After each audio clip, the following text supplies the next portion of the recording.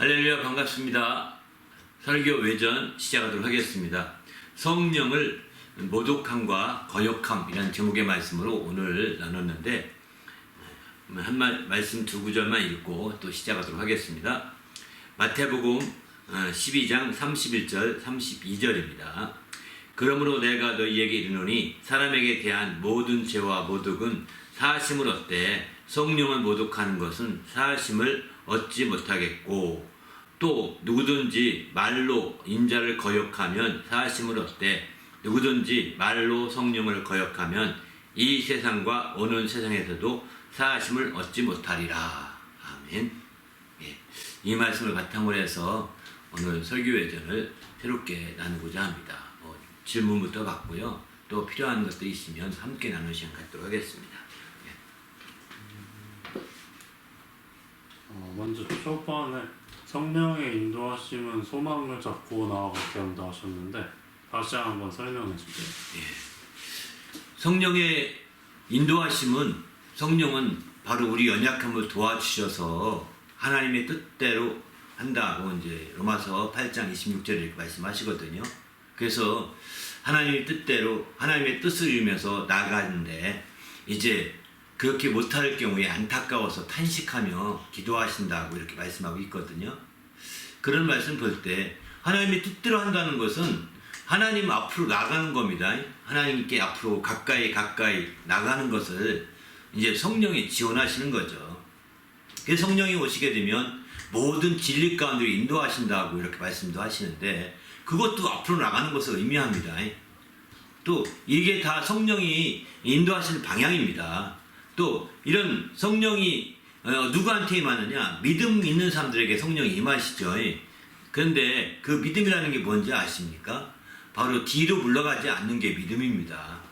뒤로 물러가 침륜에 빠질 자 아니고 앞으로 나가서 영혼을 구원할 자다라고 히브리서 10장 마지막 절은 그렇게 표현하고 있거든요.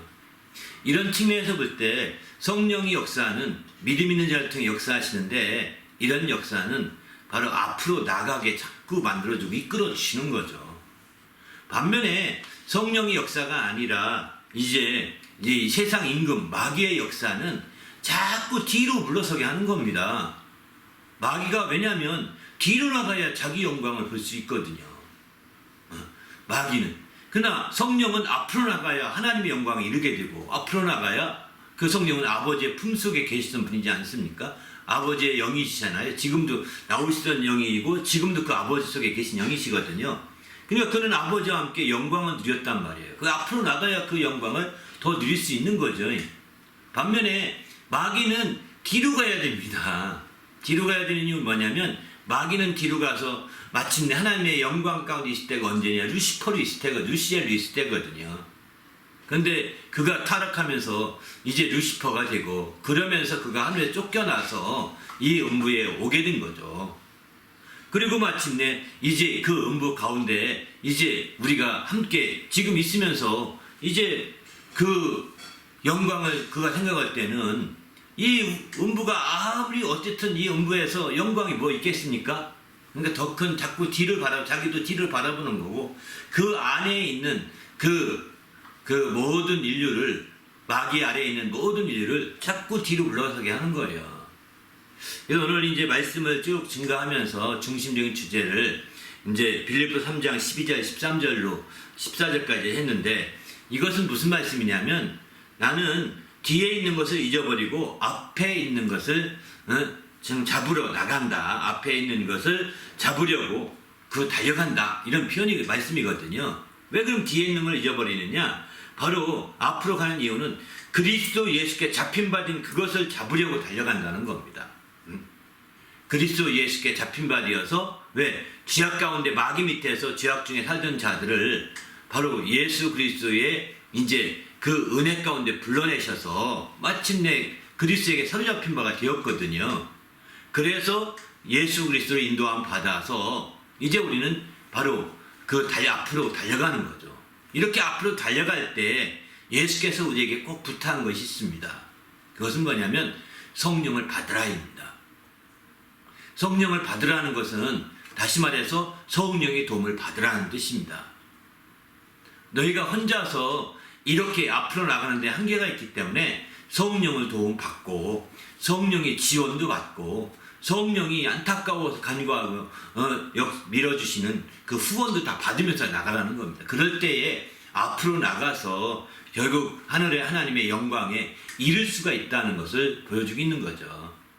반면에 마귀의 인도함은, 마귀의 괴계는, 이 세상 임금으로서 마귀의 괴계는 자꾸 뒤로 물러서서 이제 앞으로 못 나가게 막는 겁니다. 뒤에 일을 잊어버려야 되는데 뒤에 일을 잊어버리지 못하고 않고 앞에 있는 것을 잊어버리게 만들려고 자꾸 뒤에 신경 쓰게 하는 거죠. 옛날 못했던 거. 그래서 마귀의 가장 크게 발휘하는 그게 뭔지 아십니까? 정죄라고 그러잖아요. 너는 앞으로 나가봐도 소용없어. 될 리가 없어. 이전때까지 과거 봐라. 안 됐잖아. 앞으로도 안 돼. 과거를 이유 삼아서 다 안 된다고 하는 거예요. 정죄하는 겁니다. 과거로 꿰뚫어보고 있거든요. 그런들은 과거에 일어났던 걸 다 알기 때문에 그것 가지고서도요. 과거에 여차했기 때문에 또 어려웠잖아. 그러니까 그것도 안 돼. 넌 못해. 좌절시키려고 몸부림치는 거죠. 이게 이제 마귀의 아주 전형적인 괴계라고 볼 수 있는 거죠. 그리고 마귀는 그렇게 하는 이 속내는 마귀는 과거로 돌아가서 다 끌어안게 되면 나도 이제 과거의 영광을 이룰 수 있을 것이다 라고 하는 그 나름대로의 거꾸로 희망이지만 성경은 이렇게 말합니다. 오늘이 어제보다 못하다, 오늘이 더 못하다고 한다면, 과거가 좋았다고 한다면 지혜가 아니라고 그러잖아요. 편이 이상한데 바로 어제가 오늘보다 좋았다고 하는 것은 지혜가 아니라는 거예요. 과거를 지향하는 것은 비성경적인 방법입니다. 과거를 얘기하고 과거를 중심으로 해서 모든 걸 발전시켜 나가려고 하면은 안 됩니다. 이건 지혜로운 것이 아닙니다. 하나님을 가까이 가시는 길이 아닙니다. 마귀에게 속기에 딱 좋은 겁니다. 그래서 정죄를 많이 받고 하는 사람들은, 정죄 많이 받는 사람들은 뭔가 담대히 할 수가 없어요. 불안해요. 막 이렇게 생각하거든요. 그러니까 우리는 그런 마귀의 괴계에 빠져서 그냥 안전빵으로 가려고 하는 경향이 있지만 안전은 어딨나요? 다 새로운데요. 다 인생은 다 새로운 거예요. 하나도 같은 인생이 없습니다. 그래서 우리는 예수 믿어야 되고요. 그래서 우리는 성령을 받고 인도를 받아야 되거든요. 그래야 평안할 수 있고 그 성령의 도우심으로 정말 앞을 향해서 또 앞에 있는 것을 부활의 표대를 향해서 담대히 나갈 수가 있는 거죠. 성령의 인도하심을 받은 자들은 이렇게 담대히 인도함 받고 그 소망을 이루어가게 되는 겁니다. 우리도 이런 성령의 인도함 가운데 소망을 가지시고 담대히 나가시기 바랍니다. 세상은 정말 세상 임금이 괴계를 과거에 집중하게 했다고 했는데 이건 모든 게 마찬가지죠. 세상에 속한 모든 것들이 다 과거에 집중하게 하는 겁니다. 세상 임금뿐만 아니라 세상의 그 임금 밑에서 만들어진 모든 학문이나 과학이나 모든 게 다 과거를 집착하게 합니다. 과거. 늘 과거가 바탕입니다. 그래서 그 과거를 부정할 때부터 새로운 게 나오는 거거든요.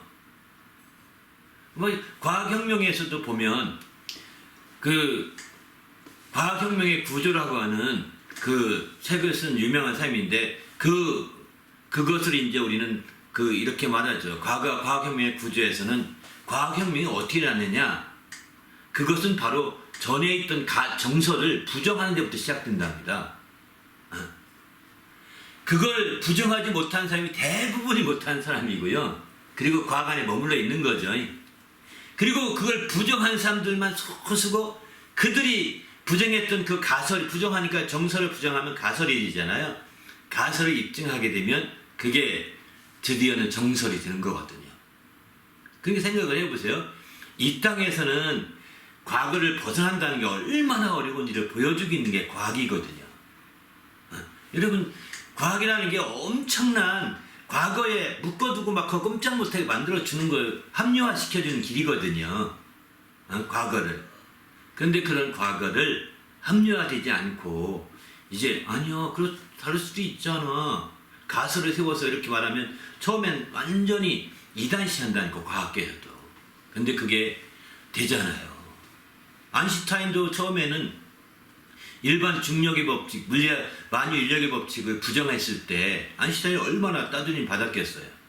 그러나 그가 끝내 마침내 그 상대성 원리를 통해서 그걸 입증하였을 때 그때서야 천재술이 됐지, 그러기 전까지는 다 저 사람 미쳤어. 아니 저런 게 어찌 가능해. 에? 그러면서 그가 완전히 무시당하고 멸시당하게 되죠. 그러나 그것이 마침내 입증이 됐습니다. 그러고 나서는 그가 이제 아주 극칭찬하는 겁니다. 천재라고.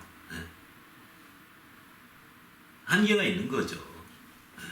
우리는 이런 점에서 보면 똑같이 과학 이론이나 철학 이론이나 모든 이론이 이렇게 과거를 바탕으로 계속 흘러간다는 거예요.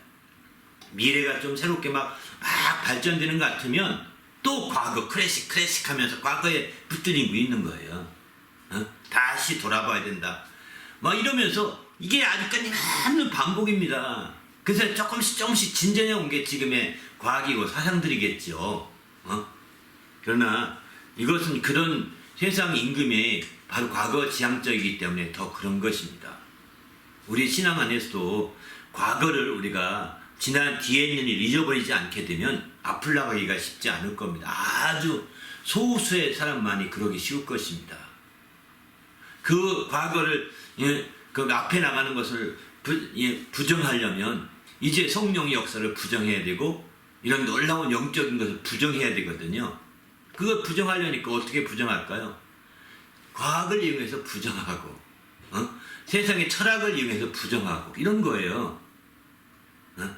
성령 역사나 놀라운 하나님의 그 미래에 대한 소망을 부정하게 하려고 철학을 이용하고 과학을 이용해서 세상에 그런 거 어디 있어? 그러나 있어요. 그걸 믿는 사람이 되어야 진정한 크리스찬이라고 볼 수가 있는 겁니다. 그렇지 않게 되면 우리는 AI를 넘어갈 수가 없을 것입니다. 왜? AI는 모든 걸 종합해서 이제 이렇게 정말 최고급 정리를 해놓는데 우리가 아무리 머리가 똑똑한들 그게 가능하겠습니까? 근데 AI는 그렇게 하거든요. 그러니까 만만찮아 이제 그렇게 되니 AI가 물어본다 이런 말 하는 거죠. 우리는 그런 의미에서 뒤에 있는 것을 잊어버리고 앞을 향해 나가는 성도가 되셔야 합니다. 이 사람이 진짜 성도거든요. 참된 성도거든요. 이 사람이 진짜 크리스찬입니다.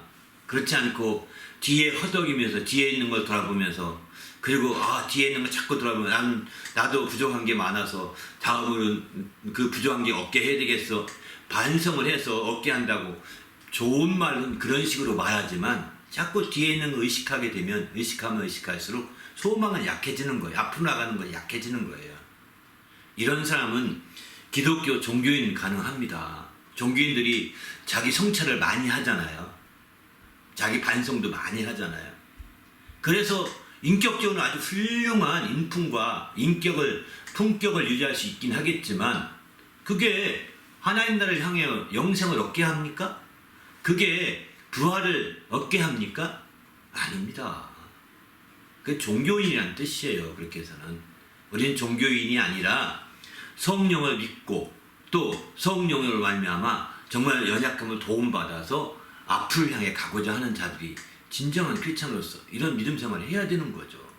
이게 안 되면 우리의 믿음 생활은 헛것일 가능성이 큽니다. 종교 생활 같이 치부될 가능성이 큰 거죠. 이렇게 안 될 수 있기를 부탁을 드립니다. 할렐루야. 그게 굉장히 성령이 인도받는 아주 가장 중요한 목적이라고 봅니다. 그래서 신약에 와서는 성령의 인도하심을 받으라, 또 성령으로 살라, 성령으로 행하라 이렇게 계속해서 말씀하시거든요. 왜 육체로 시작했다가 성령으로 마치겠느냐 이렇게 하면서 성령으로 살라고 계속해서 얘기하고 있습니다. 이제 과거로 돌아가게 하는 것이 바로 육체입니다. 영은 과거가 없습니다. 다시 육체가 과거가 있는 거지 영은 과거가 없습니다. 오직 하나님 앞을 나가고 향할 뿐이거든요. 그러니까 갈라디아에서는 왜 성령으로 시작했다 육체를 바치려고 하느냐, 거꾸로가 되면 안 된다는 거죠. 우리가 과거에 육체로 시작해서 육체적인 결함도 있었고 육체적인 약점도 가졌었지만 그러나 이제 성령을 새롭게 됐다면 앞으로는 성령의 일을 맺어가야 되는 거죠. 그렇게 인도받아서 멋진 신앙인이 되었으면 좋겠습니다. 할렐루야. 네. 오늘 인용하신 말씀 중에 나와 함께 모전전 해치는 자다 하셨는데 다시 의미를 설명해 주시나요? 신앙생활은 여기 이 말씀 보면 굉장히 적극적이어야 된다라고 하는 것을 볼 수 있습니다. 바로 나와 함께 하지 아니하는 자는 반대하는 자요. 또 나와 함께 하는 걸로 끝나지도 않습니다. 함께 했으면 모으는 자가 되어야 된다는 겁니다. 그렇지 않으면 해치는 자가 모으지 않고 가만히 있으면 해친 적이 없는데도 해치는 것 같다는 거예요. 주님은 굉장히 적극적으로 임해야 되는 것을 말하고 있습니다.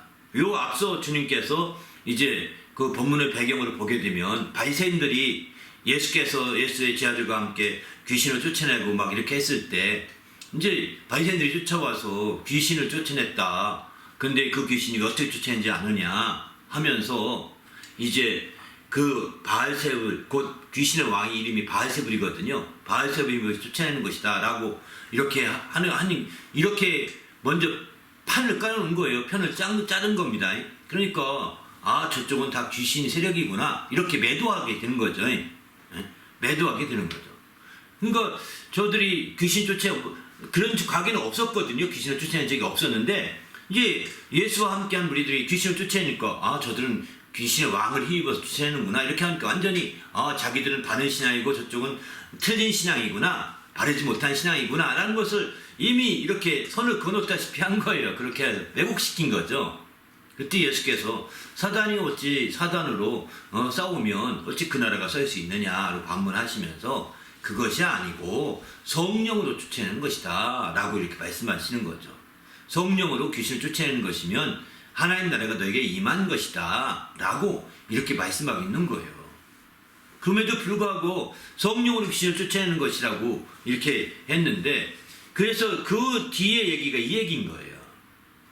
그 뒤에 얘기가 바로 이렇게 예수께서 귀신을 쫓아내는 것이 성령으로 쫓아내는 것임에도 불구하고 이제 마치 저들의 말을 듣고 이제 이 일에 소홀히 하거나 이 일에 적당히 하거나 이 일에 소극적으로 임하면 이건 아니다.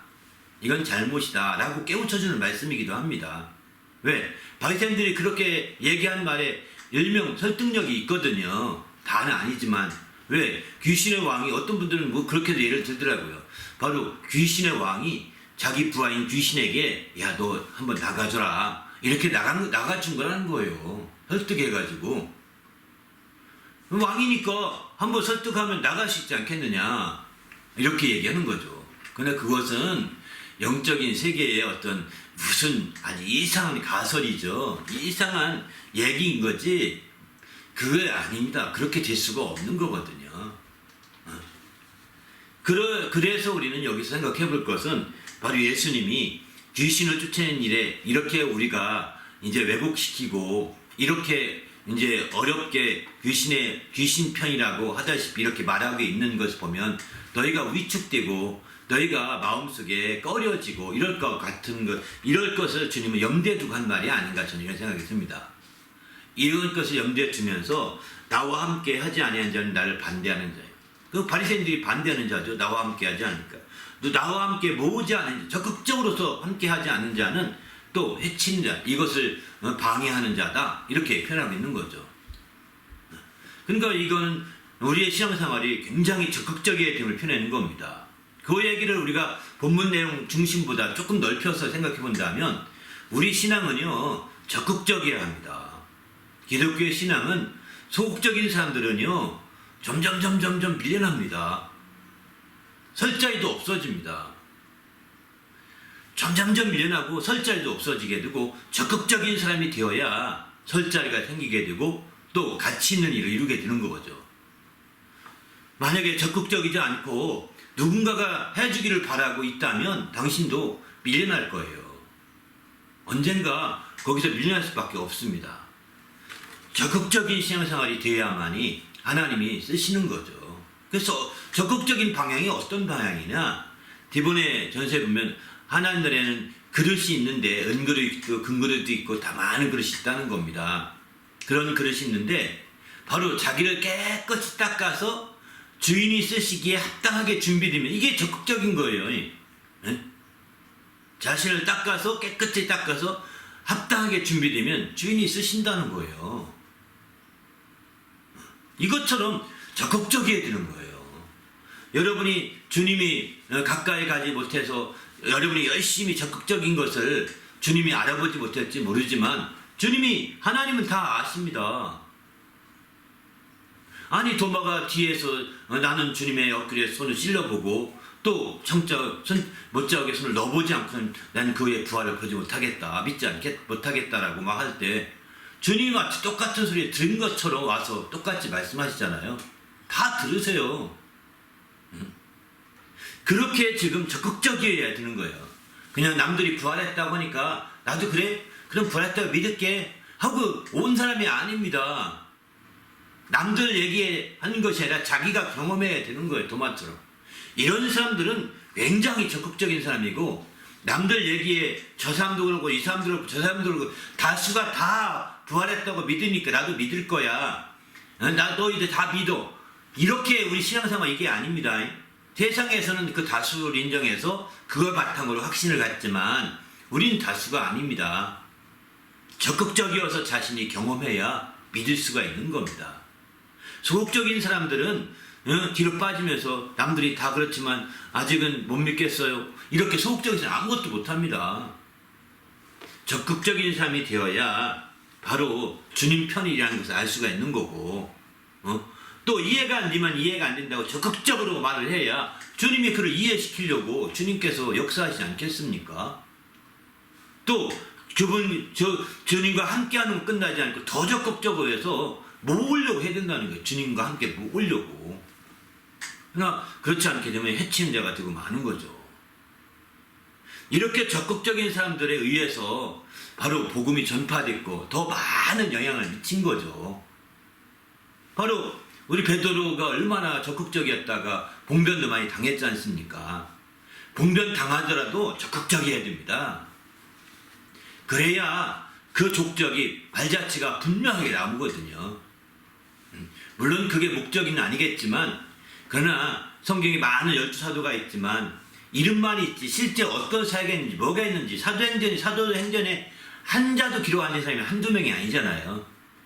그들 다 전한 말에 의하면 숨겼다고는 하지만 물론 그들은 좋은 말은 그랬죠. 하나님은 다 아시니까 정말 그들은 하나님 앞에서 이름도 없이 빛도 없이 열심히 수고했다고. 이게요 좋은 말로 하려고 열심히 안 하는 사람들을 좀 달래려고 그런 말 하는 거지 아닙니다.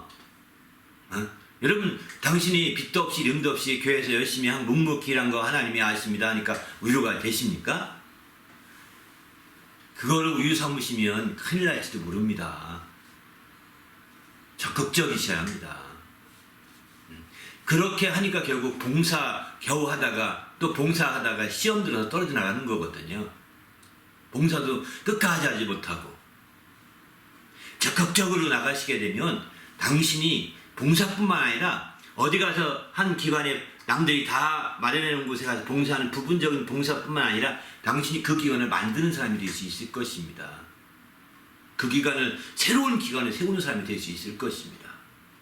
여러분이 교회를 개척하지 못했다면 새로운 기관이라도 세울 수 있어야 돼요. 그렇게 적극적이어야 하나님의 역사를 볼 수가 있는. 그러니까 그 해치지 않은 자가 된 거잖아요. 모으는 자가 된 거잖아요. 여러분이 나가서 개척해서 모든 거 아니면 주님이 새로운 사역자가 목사를 세워서 모으는 교회 나간다면 거기서라도 모으는 자가 돼야죠. 그 한쪽 구석에 깃들여서 왔다 갔다 하는 자가 되면 되겠습니까? 저는 그건 아니라고 생각합니다. 적극적이지 않은 거예요. 소극적이고 난 교회 한번 왔다 주의 지켰다 됐다 할렐루야 가고 또 지켰다 가고 이거 새신자가 하는 거예요. 새신자 할 때 잘했다고 칭찬하는 거지 당신이 신앙생활 10년 넘어간 사람이 그 짓 하고 있다면 그 짓이라고 표현해야 되는 거예요. 물론 당시 10년 전 새신자면 훌륭한 짓을 한 거죠. 예? 그러나 당신이 정말 오래 신앙생활을 했음에도 불구하고 또 장성할 만한 시간을 보냈음에도 불구하고 그렇게 머무르고 있다면 물론 그나마도 못한 사람이 천지에 더 많습니다. 그나마도 못한 사람도. 그러나 저 할 수만 있다면 교회를 세우는 자가 돼야 되는 거죠. 기관을 세우는 자가 돼야 되는 거죠. 주님의 교회는 그런 사람에 의해서 교회가 커져갔고요. 그런 사람에 의해서 막 복음이 전파된 겁니다.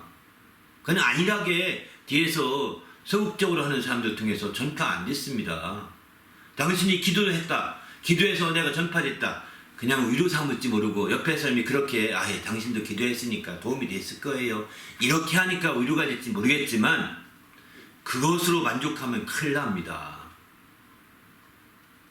오히려 당신이 아니고 다른 사람이 있었으면 더 많이 보고 더 함께 했을 수 있는데 당신이 그 자리만 차지해서 더 어렵게 방해한 사람일 수도 있다니까요. 하나님이 어떻게 판단할지는 하나님께 맡겨야죠. 그러나 적어도 내 자신이 느낄 때 가슴 뜨끔하게 하지 말아야 되겠다는 거죠. 우리는 주님 안에서 적극적으로 신앙생활 하시길 바랍니다. 주어진 대로 신앙생활 하는 것은 어쩌면 게으르다라는 표현 쓰잖아요. 악한 것과 게으른 것은 같은 얘기거든요. 같은 차원이라는 거예요. 게으른 거 이렇게 부지런을 떨지 않고 기관을 세워보십시오. 얼마나 부지런을 떨어야 되는지 얼마나 성실해야 되는지 이루말할 수 없습니다. 그렇게 안 하고서는 클 수가 없어요. 기관 자체가 세워질 수가 없어요. 그냥 혼자 닦고 왔다 갔다 하면서 봉사할 때는 그렇게 안 해도 됩니다. 그러나 봉사로 머물지 말고 정말 교회를 세우는 기둥 같은 사람이 돼야 되겠다는 거죠. 그렇게 되려면 이제 엄청나게 부지런해야 됩니다. 적극적이면서. 그러나 이제 그렇지 않은 사람들은 대부분이 게으르다고 보는 거죠. 소극적이고 게으른 거예요. 게으른 것은 성경이 악한 것이라고 말하고 있습니다.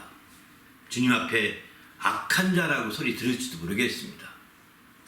우리는 이런 점에서 볼 때 정말 주님 앞에서 우리가 하는 일들이 얼마나 중요한지를 잘 보여지게 되는 거죠. 우리도 적극적으로 임하시고 또 여기는 주님과 나와 함께 하는 것 또 나와 함께 모이는 것 이 두 가지만 얘기하고 있지만 바로 주님께만 적극적일 뿐만 아니라 성령께도 적극적이게 된다는 뜻이기도 합니다. 사실은 주님께 적극적일 뿐만 아니라 성령에게도 적극적이게 된다는 겁니다. 성령이 그저 정말 역사하는 대로 내가 따라가겠습니다. 성령 역사해 주십시오. 소극적이지 말고 내가 여러분 적극적이어서 성령이여 정말 순종하겠습니다 하고 성령의 감동대로 움직여 보는 거예요. 성령의 감동을 받으면 함정 움직여 보는 거예요. 뭐 다시 한번 컨펌해 주십시오 이러지 말고요. 이런 식으로 적극적으로 성령께 대해서도 막 적극적이죠. 예수님께 대해서 말할 것도 없거니와 그렇게 성령께 대해서 적극적인 사람이라고 한다면 왜 성령을 모독하겠으며 왜 성령을 거역하겠습니까? 성령은 안 보인다고 생각하고 성령은 많은 말씀으로 인도하실 때 성령의 역사라고 인정하지 않기 때문에 성령에 대해서 우리가 소극적이면서 이렇게 나가거든요.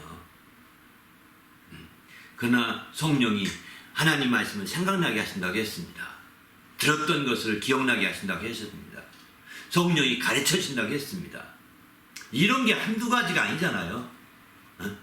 이런 성령의 인도하심을 여러분이 느끼시면서 그러면 성령이 나에게 직접 말씀하신 것이니까 나는 이렇게 있을 수 없다. 내가 나가야 된다. 이렇게 해서 성령의 인도하심을 이제 믿고 신뢰하면서 적극적으로 순종한다면 여러분의 삶은 굉장히 놀라운 역사로 펼쳐질 수 있을 것입니다. 그러나 성령의 역사를 그렇게 보지 않게 되니까 적극적으로 성령 역사에 대해서 생각하지 않게 되니까 우리가 소극적이고 또 성령 앞에 나태한 모습을 피할 수가 없는 거죠. 그거 안타깝죠. 그러다 보니까 성령에 대한 말씀들이나 모든 걸 다 왜곡시키는 대로 나도 왜곡되는 거예요. 왜? 성령은 보이지 않는다. 하나님 영이라고 하니까 어떻게 인도하는지 모르고 어떻게 역사하는지 모르고 하다 보니까 더 적극적일 수가 없는 거죠. 그런 차원에서 우리가 정말 적극적인 이런 마인드가 어느 때보다도 필요하다고 생각합니다. 바로 성령을 거역하지 않고 성령을 모독하지 않기 위해서는 적극적인 이런 마인드가 어느 때보다도 필요하기 때문에 정말 함께 성령과 함께 성령과 함께 모으는 자가 되도록 역사한다면 아마 여러분이 속한 교회는 엄청나게 부흥을 볼 겁니다. 성령 인도함 받아서 함께하고 성령 인도함 받아서 막 함께 모은다면. 근데 여러분이 다니는 교회가 부흥합니까? 안 합니까? 여러분이 다니는 교회가 모아지고 있습니까? 아닙니까? 여러분이 다니는 교회가 정말 그런 현상들이 나타나지 않으면 내부터도 누구의 문제가 아닙니다. 그 목사님만이 문제가 아니라 나부터도 성령의 역사에 대해서 소극적이었다는 뜻을 나타냅니다. 나부터도. 예수님에 대해서도 소극적이었다고 나타내고요. 그 결과가 지금 우리에게 나타나고 있는 거예요. 그래서 우리는 이럴 때일수록 회개하면서 저 철저히 적극적인 마음을 나타내야 되는 거죠. 마음을. 그게 어느 때보다 필요한 시점이라고 생각합니다. 그래서 우리 모두가 함께 그렇게 적극적으로 뛰게 되면 놀라운 역사는 피할 수가 없습니다. 다 그냥 와서 차린 밥상에 숟가락에 얹으려고 그런 식으로 생각하니까 그냥 안타깝게 되는 거죠.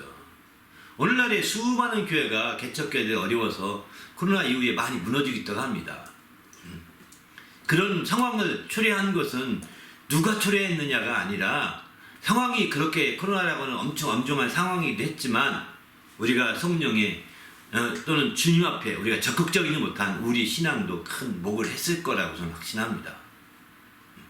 우리의 신앙 자체가 정말 그런 목을 다 자기 역할을 다하지 못한 것도 큰 책임 중에 하나이죠. 그래서 우리는 이제 너나 할 것 없이 함께 성령의 우리 주님 앞에 적극적인 신앙으로 함께 하시고 또 함께 그거로 끝나지 말고 함께 하는 정도는 봉사 정도에 끝납니다. 예? 그냥 모이는 정도까지 돼야죠. 그 기간을 세워가는 정도까지 돼야 되는 거죠. 이렇게 된다면 아마 내가 있는 곳과 없는 곳의 차이가 클 것입니다. 내가 가서 거기 섬기는 교회가 있는데 섬기는 교회 내가 갔을 때와 안 갔을 때 차이가 크게 나타나야 되거든요. 근데 어떤 사람들은 교회를 여기 토론토는 3년에 한 번씩 옮긴다고 그러니까 가면 또 3년에 또 오는 게 또 계속 옮겨 다닙니다. 3년 옮겨갈 때 갔으면 거기서 부흥을 시켜야죠. 그게 나 때문에 몇 명이나 왔습니까? 나 때문에 몇 명이나 부흥됐습니까? 얼마나 세웠습니까? 이렇게 해야 되는데 그렇게 안 합니다. 여기 뭐 좋은 게 없나? 좀 먹다가 단물이 다 빨았다 하면 또 옮겨가고 뭐 좋은 게 없나? 뭐 단물이 다 빠진 것 같으면 또 옮겨가고 저희 교회도 한두 명이 그런 게 아닙니다. 그분들이 왔을 때 기대를 많이 해요. 하나님 이분을 보내셔서 우리 교회를 새롭게 더 발전시키려 하나보다. 그래서 막 그분이 하자는 의견도 받아주고 막 잘했지만 결국은 단물 빠지면 가버리는 거예요. 저는 이런 식을 보면서 이 목회의 이 한계점을 어떻게 극복해야지 이게 이제 제 과제예요, 사실은. 그러다가 지금 이제 점점점 상황을 맞이하고 있는 거죠. 극한의 상황에 접하게 되고 있는 겁니다. 예. 하여튼 우리는 주님 앞에서 더 적극적으로 외치고 더 적극적으로 이제 반대하는 자가 되지 마시고 정말 여러분 때문에 더 함께 하시고 더 이제 모으는 그런 계기로 적극적이고 더 적극적인 그런 신앙생활을 좀 부탁을 드립니다. 이게 저는 굉장히 중요하다는 생각이 들었고 저는 이런 문제를 꼭 한 번 좀 짚어주고 싶었는데 오늘 질문을 받아서 일부러 제가 좀 더 깊이 있게 얘기했습니다. 예. 전에도 AI 시대 바꿀 수 없는 게 목사다라고 말씀하셨던 것 같고 오늘도 AI 시대에 있어서 신앙이 필요성을 얘기하셨는데 다시 설명해 주세요. 우리가 신앙이 많은 분들이 이런 질문합니다. 유튜브 다른 데 봐도 AI 시대에는 기독교가 유지될지 모르겠어요. 기독교가 이제 종교 해체가 될지 모르겠어요. 이런 얘기를 종종 듣습니다. 왜 그 사람들은 성경을 진작 몰라서 그런 거예요. 이런 말도 믿음이 있다는 크리스찬들 속에서도 그런 말을 듣기도 합니다. 그러나 아닙니다. 저는 분명하게 말씀드리는데 아닙니다. AI 시대에도 우리의 기독교 신앙은 필요하고 유지될 수밖에 없습니다. 로마서 9장 30절, 31절 이하에 31절부터 쭉 보면 31절에 이런 말씀하시죠. 서로 하나님의 사랑에서 끊어낼 자 넉넉히 이긴다. 그리스도 예수 안의 사랑에서 넉넉히 이긴다. 이 사랑으로 이긴다는 것을 말씀하고 그 다음에 쭉 말씀합니다. 바로 이제 어떤 환난이나 기근이나 적신이나 또는 그 현재일이나 장래일이나 이렇게 표현하거든요. 바로 기근 그 모든 것들을 보면 그 말씀들을 비춰보면 바로 AI 시대를 거기서는 잘할 수 있는 모습이에요. AI 시대는 알다시피 과학의 절정기라고도 표현하지 않습니까? 우리가 가지고 있는 그 과학의 절정이라고 표현하는데 그때가 되면 장래일을 오늘날 AI 시대에 장래일을 무슨 일 할지 모르겠다고 다들 걱정합니다. 장래일도 다 없어진대요. 그러면 뭐 우리가 할 수 있는 게 뭐냐? 없대요. 근데 목사는 해야 될 겁니다. AI 시대에도. 물론 AI 목사가 어떤 절간에 지난번에 서울촛발 행사 보니까 AI 승려도 나왔더라고요. 승려 AI. 그래가지고 그 로봇 얼굴에다가 승복 입혀가지고 그 물어보면 대답한답니다. 불법에 대해서. 불교는 그게 가능할지도 모릅니다. 불교는. 왜? 그 불교 철학을 종합해서 말해주면 되거든요. 불교 철학을 종합해서. 불교 철학이에요. 응?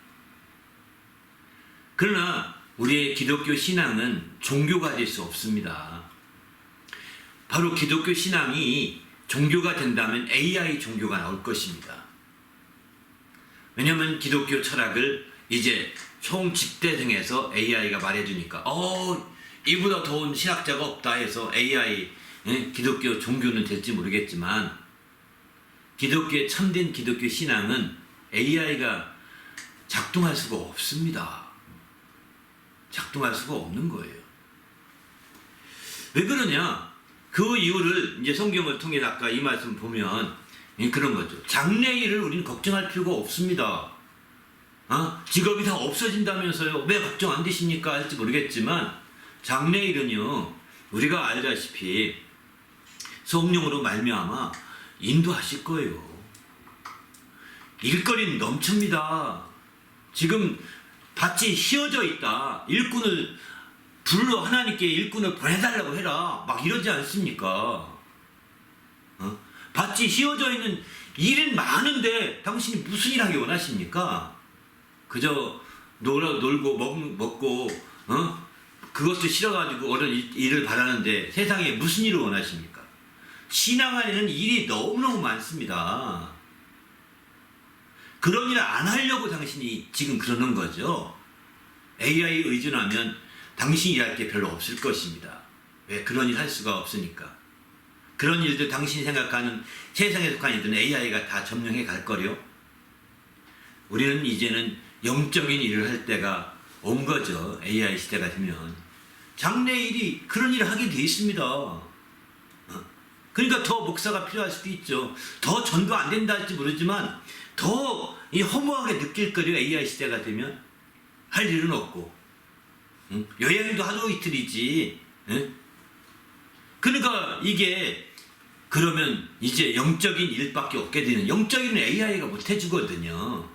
AI가 기가 막힌 기도문은 만들어줄지 모릅니다.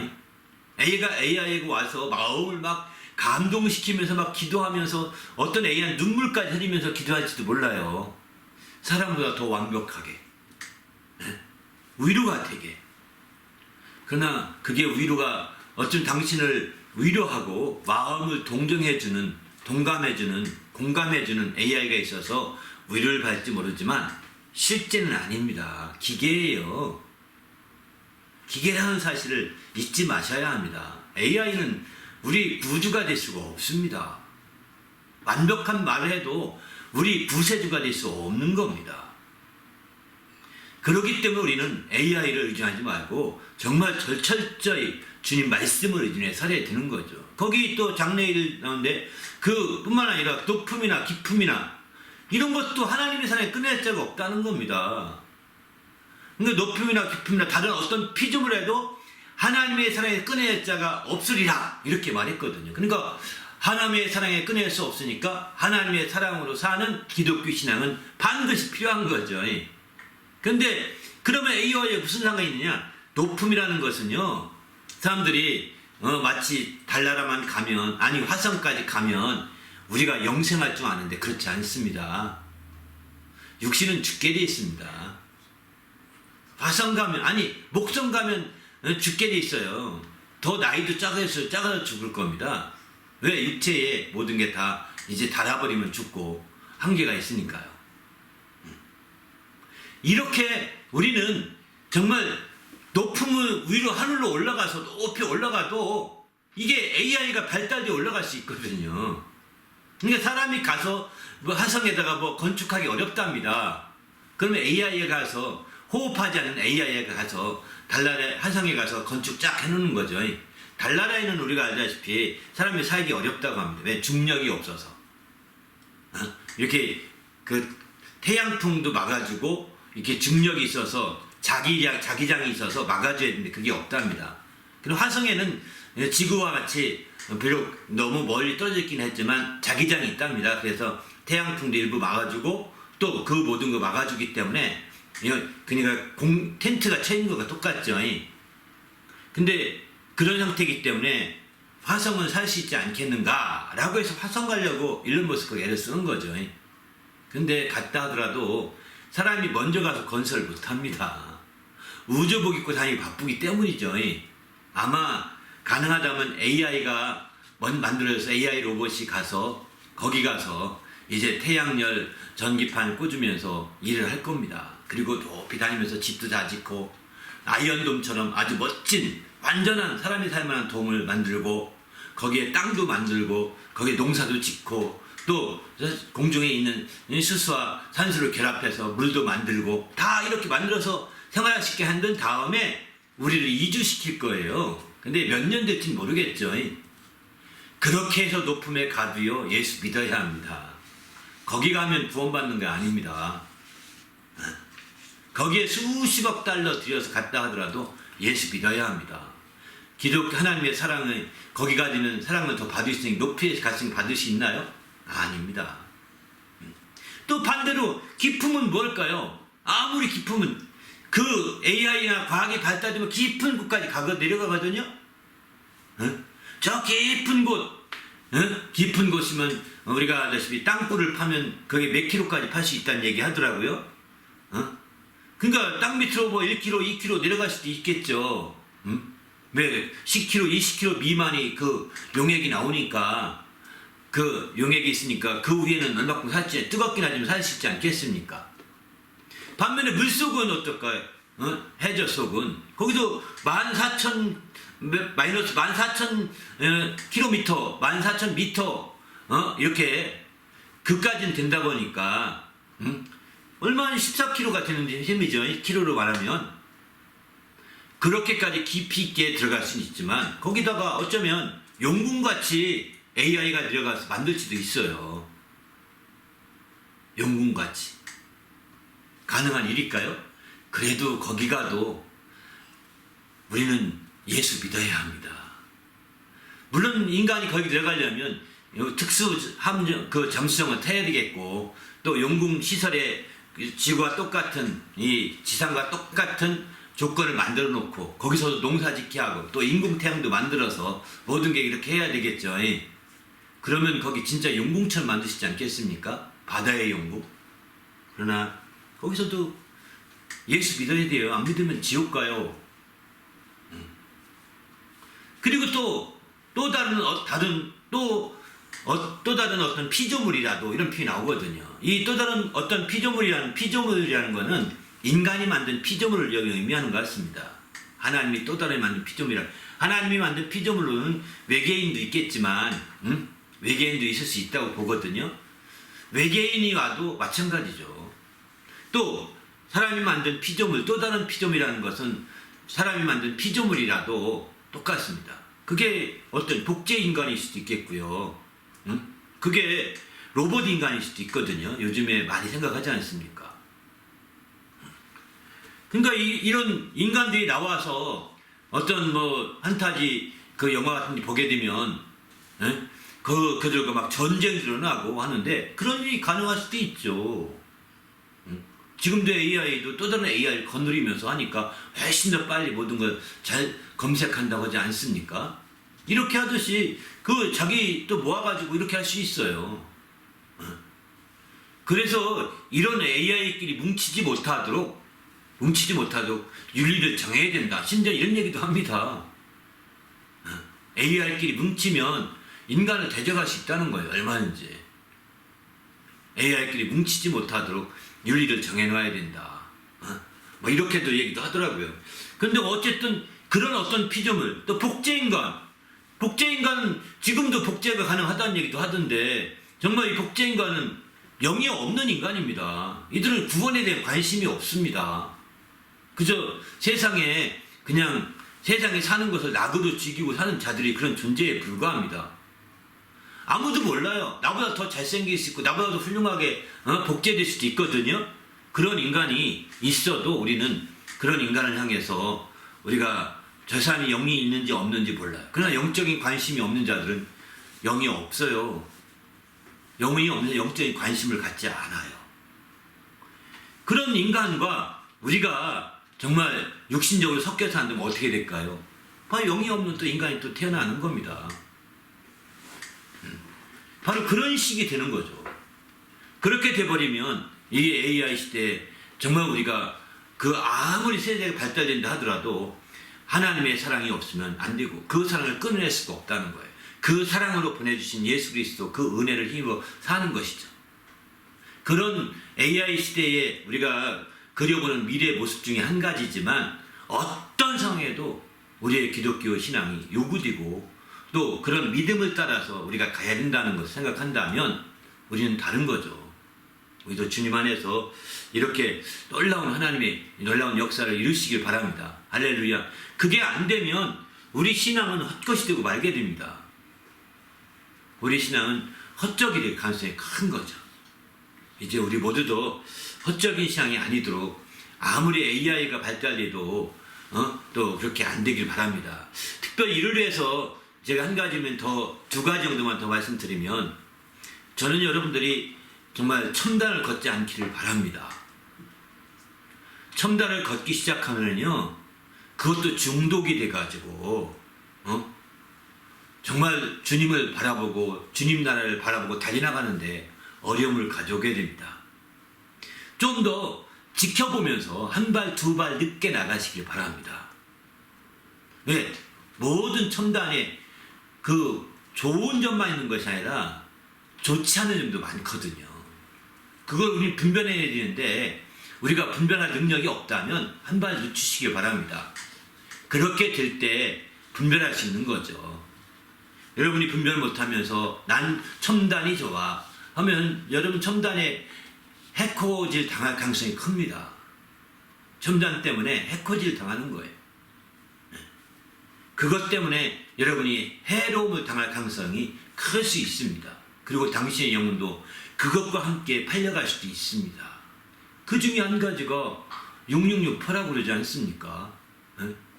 첨단을 좋아하지 마시기 바랍니다. 첨단을 좋아하다가 당신 영혼마저 정말 상할 수가 있는 거죠. 그렇지 않되도록 이제 AI 시대도 첨단 권력하지 마시고 또 한두 발 늦춰가세요. 그리고 더 나아가서는 신앙에 대해서만큼은 AI에게 물어보지 마시길 바랍니다. 여러분이 성경을 통해서 성경에서 여러분이 가르침받고 성경을 통해서 여러분이 깨우침받고 성경을 통해서 여러분이 중심을 잡아야 참된 신앙이 되는 것이지 AI 도움 받으시면 성경 안 볼 거예요. 당신은 성경 공부도 안 할 거예요.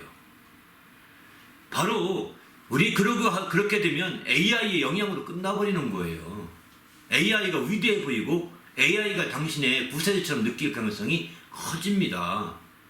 당신이 존경할 만한 선배도 한 명 없고 존경할 만한 지도자도 한 명도 없고 AI가 당신 선생이요. AI가 당신 훌륭한 선배요. 그러면 당신 AI 노예가 되는 거예요. 어떻게 하시렵니까? 우리는 그런 측면에서 철저히 먼저 성경으로 직접 다른 건 모르지만 AI가 신앙만큼은 정말 물어보지 마시고 성경에서 직접 답을 얻으시고 좀 고전적이지만 그런 방식을 취하셨으면 전 좋을 것 같습니다. 그것은 왜 그러냐면 그렇게 할 때 성령이 역사하시기 때문입니다. 성령이 AI를 무서워해서 그러는 것이 아닙니다. 성령의 인도하심에 익숙하게 하려는데 목적이 있는 겁니다. 성령이 역사하심에 익숙하게 되게 하려고 제가 그렇게 해보라고 말씀을 드리는 거예요. 네. 여러분 집에서 막 풍성하고 이렇게 좋은 상태에서 금식을 하는 것과 실제로 기도원에 가서 금식하는 것과 큰 차이가 있습니다. 금식도요. 그렇게 하지 말고 정말 자기를 궁지에 넣어봐서 거기서 하나님의 역사를 경험하고 체험해야 다른 거죠. 풍성한 가운데서 누릴 거 다 누리고 막 이렇게 하면 아마 오히려 더 성령의 역사를 누리기가 경험하기가 쉽지 않을 것 같습니다. 좀 문명의 얘기를 내려놓은 과거에 정말 사람들이 문명의 얘기를 내려놨던 이유도 또 요한이나 예수님이 광야에 가서 생활했던 이유도 다 그런 이유거든요. 그때는 편한 거 몰랐습니까? 그때는 그 문화의 첨단은 아니었잖아요. 그게요. 그죠? 더 좋은 것도 많았고 더 훌륭한 것도 많았지만 문화의 첨단을 누리지 않았던 그분들처럼 우리도 문화의 첨단을 누리지 않으셔야 합니다.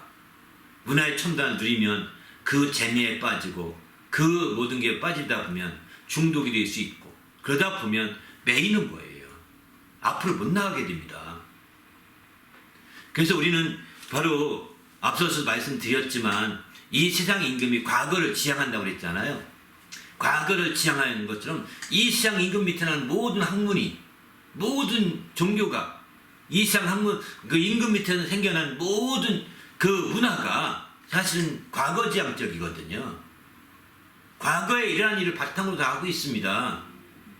그러다 보니까 나도 모르는 사이에 과거가 좋았어 라고 이렇게 말하기 시작하는 거 좋아하는 거예요. 그건 다 뒤에 있는 걸 잊어버려야 되는 일인데 잊어버리지 않고 오히려 정말 그걸 붙들고 있고 그게 좋았다고 하니 뭐 앞으로 어떻게 나가겠습니까? 못 나가는 거예요. 앞으로 나가기 위해서는 뒤에 있는 걸 잊어버려야 되거든요. 끊어버려야 되거든요. 그래야 앞으로 나가시는 힘이 그 앞으로 나갈 수 있도록 성령이 도와주시거든요. 앞서서 말씀드린 것처럼 성령이 밀어주시고 후원해주시고 지원해주시는데 그런 성령이 지원받아야 가능한 일이죠. 우리도 AI 시대는 무엇보다도 이런 성령의 지원이 그래서 필요한 것입니다. 성령이 생각나게 하시는 말씀이 필요한 겁니다. 성령이 기억나게 하시는 말씀이 필요한 것입니다.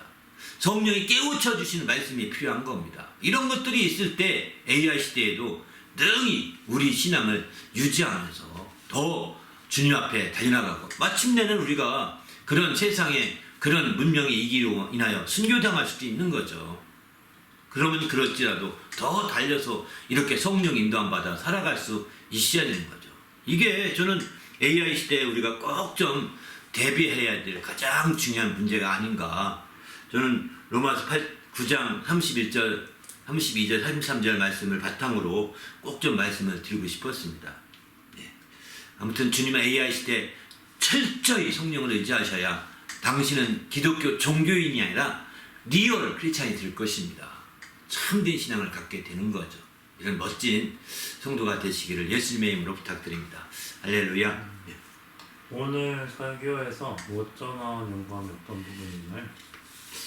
오늘 설교를 준비하면서 이제 처음에는 이렇게 준비한 방향으로 전하고 싶었던 것, 전하려고 이렇게 설교 원고로 준비했던 말씀 중에 한 가지가 바로 성령을 모독하는 것과 성령을 거역하는 것이 차이를 좀 말씀드리려고 했었거든요. 그런데 그 부분을 얘기하다 보면 이게 너무 막 부정적으로만 얘기 되는 것 같아서 좀 설교 중에 이렇게 상황을 바꿨어. 이것도 제가 설교 준비할 때는 그렇게 했는데 설교 중에 이제 성령을 통해서 바로 미래의 일, 앞의 일을 잡으려고 가게 성령은 도우시고 또 이 세상 임금 마귀는 뒤의 일을 막 자꾸 잊어버리지 못하고 매이게 하는구나. 그래서 앞에 못 나가게 만들려고 하는구나. 라고 하는 것을 설교 중에 깨닫게 되고 그러면서 그 말씀을 바탕으로 해서 이렇게 쭉 전체를 전했었거든요. 그런데 저는 그러기 전에 먼저는 이제 준비했던 것은 이 성령의 모독과 또 거역 이 부분에 대해서 좀 차이를 좀 말씀을 드려야 될 것 같습니다. 아무래도 이 말씀을 읽으면 그 차이는 분명히 알고 넘어가야 확실할 수 있을 것 같아서 또 이 앞에 말씀을 전제로 해서 좀 말씀을 드립니다. 여기 이제 성령을 모독하는 것이나 또 성령을 거역하는 것이나 동일하게 사심을 받지 못한다라고 공통점으로 말씀하고 있습니다. 여기 사심이라는 것은 성령을 모독하는 것은 어쩌면 육신적인 이 세상에 있을 때 모독하는 것을 이 세상에 있을 때 사함받지 못한다. 이런 정도로 이제 31절에서 그렇게 본문에 그렇게 말씀하는데 마태복음 12장 31절에서 그런데 다른 성경을 보게 되면 마가복음 3장 29절에 보게 되면 성령을 모독하는 자는 영원히 사심을 얻지 못하고 영원한 죄가 되느니라 이렇게 표현하거든요.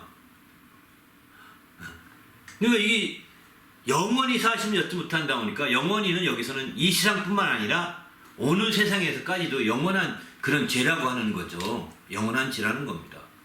그러니까 이 마가복음 말씀을 비춰본다면 이제 성령을 거역하면 이 세상과 어느 세상에서도 사심을 얻지 못한다.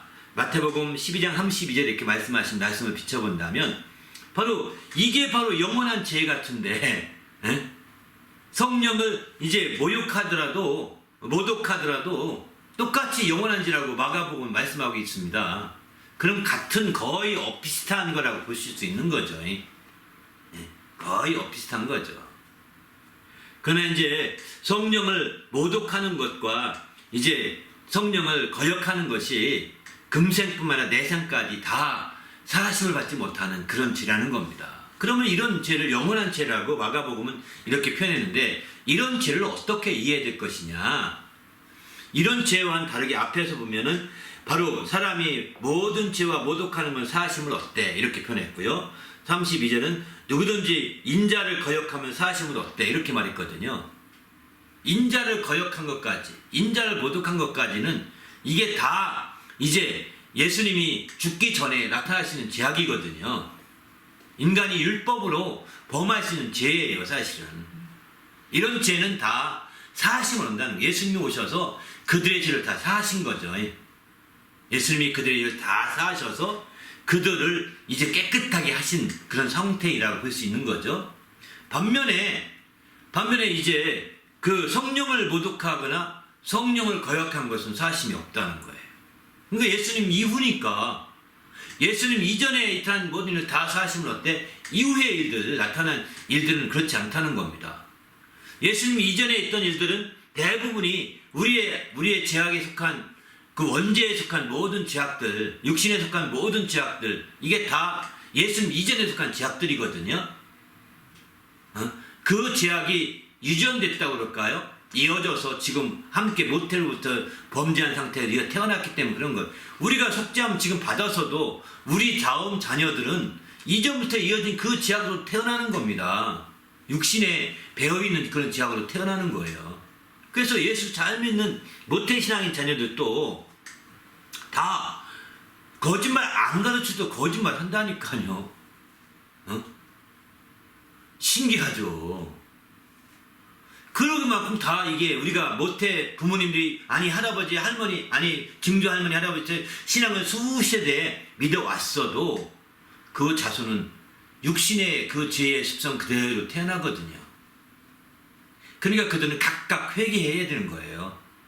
그래서 죄사함을 또 받아서 주님이 그 전에 2000년 전에 흘려주신 그 보혈로 그 죄사함을 누려야 되는 거죠. 이렇게 누리게 될 때 성령이 임할 수 있는 거거든요. 그러면 예수의 피로 죄상을 받으신 이후에 받음을 알고 있는 이후에 드디어 성령이 역사하시게 되는데 그런 성령의 역사를 우리가 거역하거나 모독하게 되면 사심이 없다는 거예요. 또 다른 피 흘릴 제사가 없는 거죠. 그러면 여기서 성령에 대한 죄는 사심이 없고 그것은 영원한 죄다라고 말하는 것은, 여러분 죄라는 것은 쉽게 말해서 행한 대로 갚으신다는 뜻이거든요. 그래서 죄를 범하면 죄값을 치르고 죽어야 되는 거죠. 행한 대로 갚기 때문에 죽을 수밖에 없는 거죠. 그런데 성령을 성령이 모독하거나 거역하게 되면 사심이 없고 영원한 죄가 있으니까 또 죽어야 될까요? 예수님이 한 번 대신 죽고 나서 이제 우린 죽을 권리를 빼앗겼어요. 죽을 권리가 없어요. 육신은 죽을지 모르지만 예수님이 대신 짊어져 죽으심으로 우리 영혼이 죽을 죄가 없는 거예요. 이제는. 그러면 성령이 영원한 죄는 뭐냐? 행한 대로 갚아주시는 것에 불과한 거죠. 예수 믿고 나면 모든 것을 행한 대로 갚아주시거든요. 그런데 예수 믿고 났음에도 불구하고 예수 믿지 않는 사람이 성령을 모독하는 거, 이런 거는 이미 그러면 예수 안 믿기 때문에 예수 안 믿는 죄악 속에 다 함께 묻혀서 죽고 마는 거죠. 멸망하고 마는 거죠. 그러나 예수 믿고서 성령을 모욕하고 거역하였는데, 예수 믿는 자가 성령을 받고 성령을 모욕하거나 거역하게 되는데, 이런 경우에는 바로 이제 행한 대로 갚아주시는 거예요. 이미 예수께서 모든 죄를 짊어지시고 대신 죽으셨기 때문에 또 죽을 길이 없어요. 또 죽을 수가 없어요. 또 다른 제사가 없다고 그랬거든요. 그러면 그들이 성령을 모독하고 한 그 영원한 죄는 행한 대로 갚아주시는 것과 똑같은 거예요. 예수 믿고 나서 잘 믿는 자들은 행한 대로 갚아주신데 똑같은 차원이 되는 거죠. 그때의 행한 대로 갚아주시되 성령을 모독하거나 거역한 죄, 그 사하지 못하는 영원한 죄는 바로 마이너스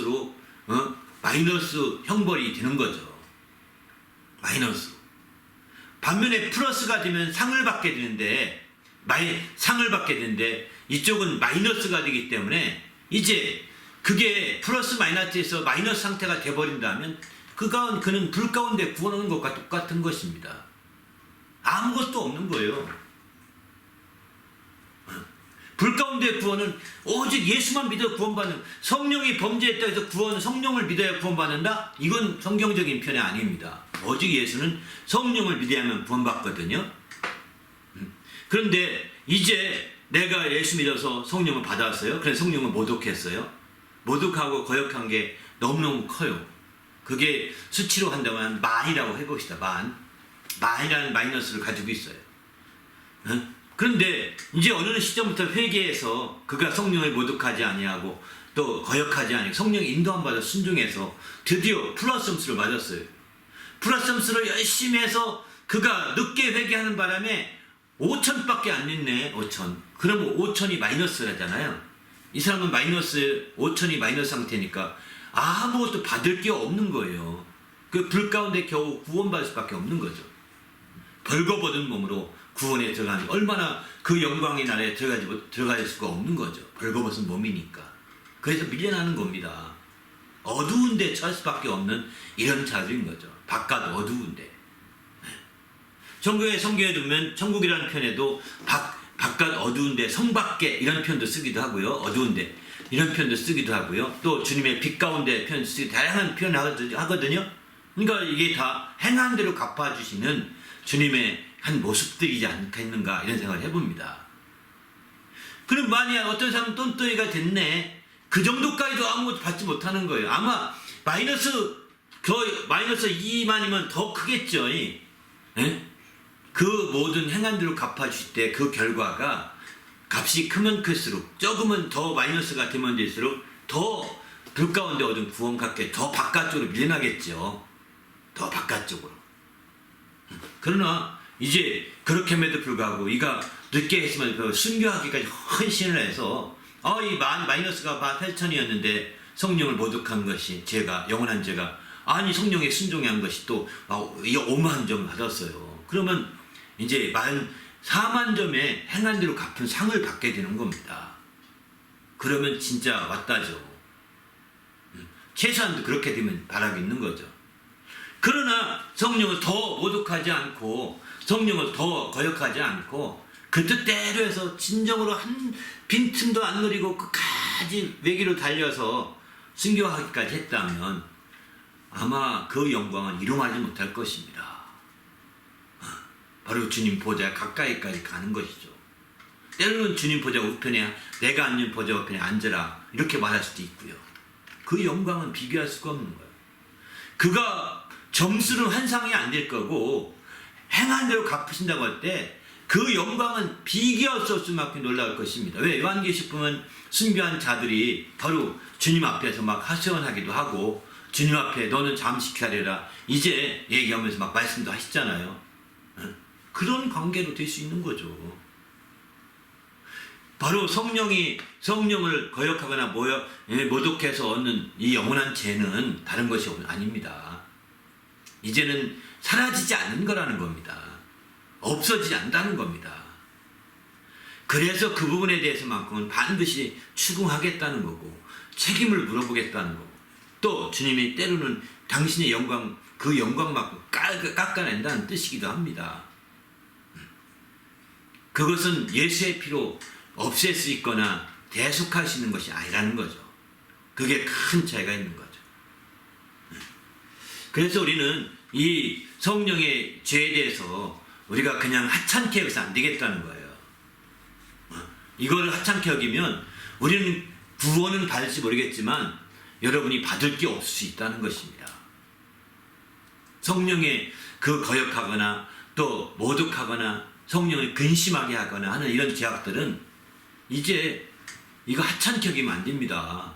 성령 받은 것을 하찮게 생각해서 안 됩니다. 이거 너무 소중한 건데 이것을 당신이 완전히 그렇게 한다면 당신의 삶에는 불 가운데 구원 얻는 것 정도에 불과할 것입니다. 그래서 어찌 심한 곳에 있을 수 있습니다.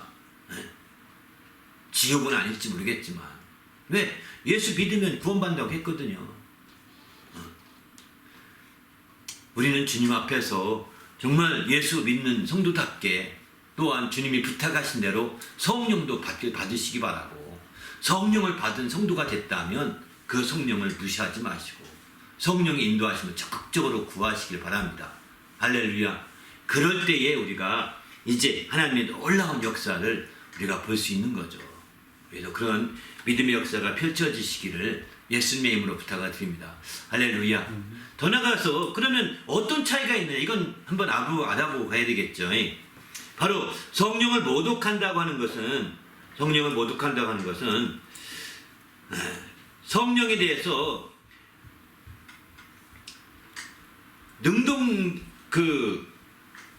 능동적이라고 생각이 듭니다.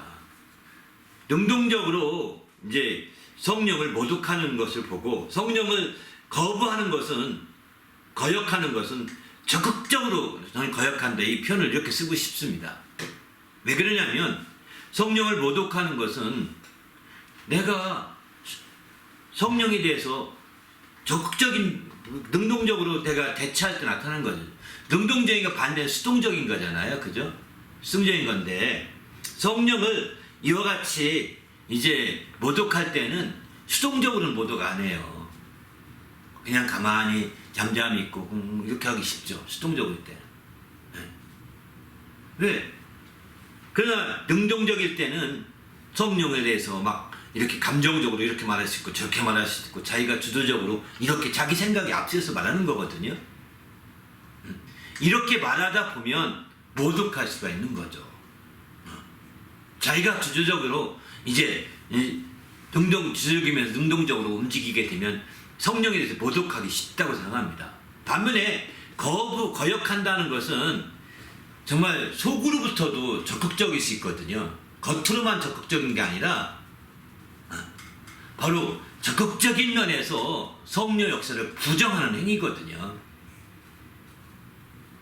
근데 성령을 모독하는 것보다는 겉으로는 안 드러나는 것 같습니다. 성령을 거역한다는 것이 표현 자체로 본다면 성령이 이렇게 겉으로 표면을 확 드러나지 않는 것 같은데 실제로는 성령의 역사가 이제 그 안에서는 굉장히 큰 의지적인 작용을 하고 있는 거죠. 의지적인 작용을 통해서 적극적으로 꽁한 겁니다. 고집 부리는 것 같은 이런 상태라고 보시면 될 거예요. 거역한다는 거죠. 너 만나나 보자 이렇게 막 오기 부리잖아요. 이 거역하는 건 마치 그런 겁니다. 오기 부리고 옹고집 부리고 막 이렇게 하는 것 같이 겉보기에는 아무렇지도 않은데 속으로는 꽁 해가지고 말이 안 통해요. 이제 거역하는 거죠. 반면에 이 모독하는 것은 좀 그런 차원보다는 속으로 이렇게 하는 게 겉으로 막 이제 확실하게 막 이렇게 밀어붙이는 거지만 이제 자기 능동적인 그런 주도적인 그런 자세를 가지고 있을 때 막 발언하고 막 내세워서 막 그렇게 하는 거죠. 그렇게 돼버리면 이제 문제가 되는 거죠. 또 똑같이 이렇게 말할 수도 있습니다. 이제 그 모독한다 하는 것은 똑같이 능동적이고 적극적으로 표현하는 거라고 볼 수도 있습니다. 반면에 이제 거역한다는 것은 소극적이면서도 수동적이면서도 소극적인 쪽으로 이렇게 봐도 될 것 같습니다. 왜냐하면 능동적이나 주도적이면서 능동적이나 적극적인 편이 같은 편이기도 하거든요. 그래서 저는 일부러 능동적이다, 적극적이다 이렇게 두 가지로 나누어서 생각해 봤는데 능동적이고 적극적으로 하는 건 모독이에요, 사실은. 반면에 이제 거역하는 것은 수동적이면서도 소극적일 때 피언은 안 할지 모르지만 그런 거죠. 이런 삶이 사실 더 무섭습니다. 자기 속에 있는 것을 털어놓고 말하고 하면 오히려 뭐가 문제인지 알아서 고칠 수 있는 새롭게 할 수 있는 길이 열리거든요. 속으로 이렇게 하는 경우에는 대책이 없습니다. 대책이 없어요. 말을 좀 더 정확히 표현한다면 성령을 모독하는 것은 능동적일 뿐만 아니라 주동적이라 했는데 바로 이것은 이제 적극적인 편도 함께 들어가는 거죠. 적극적이라고도 해야 될 것 같으네요. 가만히 생각해 보면. 반면에 거역하는 것은 오히려 소극적인 것이고 또 이제 수동적인 면이 많은 것 같습니다. 그리고 내향적이죠. 즉 속에서 내성적인 면이 강한 거예요. 그러다 보니까 거부하고 사실은 그 속내를 알 수가 없습니다. 성령은 아시지만. 그래서 우리는 주님 안에서 이런 말씀들 생각해 보면서 우리가 이 거부하거나 해서는 안 되겠다. 왜? 우리의 마음 생각도 아시는 주님께서 거역하신 것을 알고 오는 세상에도 사심이 없던 것까지 말하잖아요. 어느 세상이라고 쓴다면 우리 속내를 아시고 중심을 아신다는 것을 보거든요. 중심으로, 속내로, 내성적으로, 또 이렇게 소극적이면서 수동적인 그런 경향이 있는 죄가 우리가 거역함이고, 반면에 능동적이면서도 또 주도적이고 또 더 나아가서는 이제 적극적인 면이 더 많죠. 그리고 외향적으로 우리가 사람의 성격으로 외향적인 경우가 많지. 이런 사람들은 막 거침없이 막 모독하잖아요. 그죠? 이런 우리의 어감상 이런 말씀들을 바탕으로 차이점을 좀 이해한다면 내가 어떤 부류인가, 내가 내성적인 사람은 거역하기가 쉬울 거예요. 성령 그런 게 어디 있습니까? 이렇게 못할 거예요, 그분들은. 그러나 외향적인 분들은 아닙니다. 성령 있어. 21세기에 무슨 성령입니까? 막 이렇게 함부로 내뱉죠. 이거 다 성령을 모독하는 행위 아니겠습니까? 속으로 난 말을 못하지만 그러지 21세기에 무슨 성령이 있어 속으로 생각하고 있다면 아니 엘리야 시대에 무슨 성령으로 예수 믿어 말이 돼. 속으로 당신이 이렇게 꽁하고 있다면 당신은 성령을 거역할 수가 있는 거죠. 이런 차이를 좀 이해해 보시면서 어쨌든 우리에게 이런 마음이 있다면 빨리 회개하십시오. 빨리 돌이키셔서 바로 회개해서 이제는 이전과 다른 삶을 사셔야 합니다. 성령을 알지 못한다면 알게 해달라고 기도하시고, 성령의 인도함을 받고 감동해달라고 기도하고, 감동을 받으면 그대로 순종하는 그런 삶을 산다면 아마 당신에게도 불 가운데 얻은 구원은 아닐 것입니다. 좀 더 정말 축복된 구원이 되지 않을까 이런 생각을 합니다. 그래서 주님 안에서 새로운 주님의 역사를 이뤄가는 성도가 되시기를 예수님의 이름으로 부탁을 드립니다. 할렐루야. 네, 감사합니다. 오늘 여기까지 하도록 하겠습니다. 하나님이 인도하셔서 우리가 온전히 성령의 인도를 받는 귀한 삶이 되도록 이끌어달라고, 성령의 인도를 받되 연약함을 도우셔서 이렇게 정말 이제 어떤 시대에도 하나님의 사랑을 받으면서 우리의 참된 신앙을 믿을 수 있도록 성령을 도우시가 오셨는데, 이런 신앙을 우리가 갖고 정말 21세기에 22세기가 되더라도 23세기가 되더라도 우리가 꼭 참된 신앙으로 나가는 귀한 성도가 되도록 인도해달라고, 이 영상을 23세기의 성도들이 든다면 꼭 정말 이 말씀처럼 성령을 의지하셔서 나가시길 바랍니다. 그런 마음이고요.